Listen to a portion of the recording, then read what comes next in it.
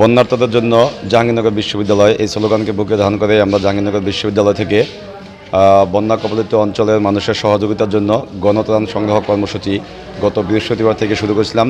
আমাদের গণত্রাণ সংগ্রহ কর্মসূচি এখনও অব্যাহত আছে। আপনারা জানেন যে গতকাল আমাদের বন্যা কবলিত অঞ্চলের মানুষের জন্য আমরা 3 ট্রাক ত্রাণ সামগ্রী পাঠিয়েছি। পাশাপাশি সেখানে প্রচুর সংখ্যক মেডিসিন, শিশু খাদ্য ছিল এবং শুকনো পোশাকও কিন্তু আমরা সেখানে পাঠিয়েছি। আমাদের গণত্রাণ সংগ্রহ কর্মসূচি অব্যাহত থাকবে যতদিন পর্যন্ত বন্যা কবলিত অঞ্চলের মানুষের পরিস্থিতি স্বাভাবিক না হবে। আমাদের জাহাঙ্গীরনগর বিশ্ববিদ্যালয়ে গণত্রাণ সংগ্রহ কর্মসূচি অব্যাহত থাকবে। বৈষম্য বিরোধী ছাত্র আন্দোলনের একটা উপজেলা একটা শাখা আছে, তো এখান থেকেই আমরা 2 নংয়ের থেকে এগুলো আমরা কালেক্ট করছি কিছু টাকা, প্রায় 80,000 টাকার মতো আমাদের উঠছে। তো ওখান থেকে আমরা প্রায় 301 প্যাকেট করছি।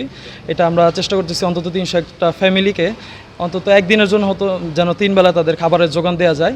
আর এছাড়াও আমাদের কিছু জামা কাপড়, মেডিসিন সহ সব কিছুই দিচ্ছি বৈষম্য বিরোধী ছাত্র জনতার পক্ষ থেকে।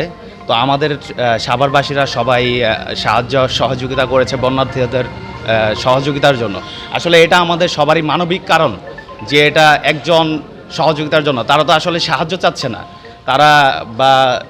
তারা কোনো ধরনের কোনো অভাবে পড়েছে এমন না, তারা আসলে পরিস্থিতির শিকার। এটাতে আপনি হতে পারতেন, এটাতে আমি হতে পারতাম, এটাতে সবাই হতে পারত। তো এটা আমাদের মানবিক কারণে বৈষম্য বিরোধী ছাত্র আন্দোলনের যারা আছে এবং সাভারবাসীর পক্ষ থেকে যারা ছাত্র জনতা আছে এবং সাধারণ মানুষ আছে, তারা সবাই আমাদেরকে সাহায্য করেছে শুধু মানবিক কারণে বন্যার্তদের জন্য।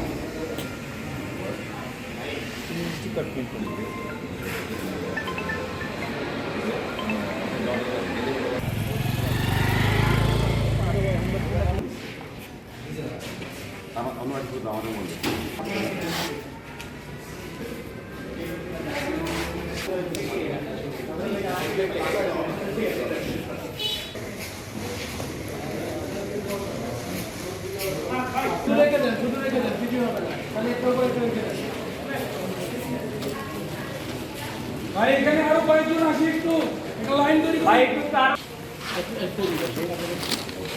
আমার মনে হয় এইখানে এই কয়টা করলে একটা না একটু কয়েকজন এখানে করতে চাই খালি পিছা।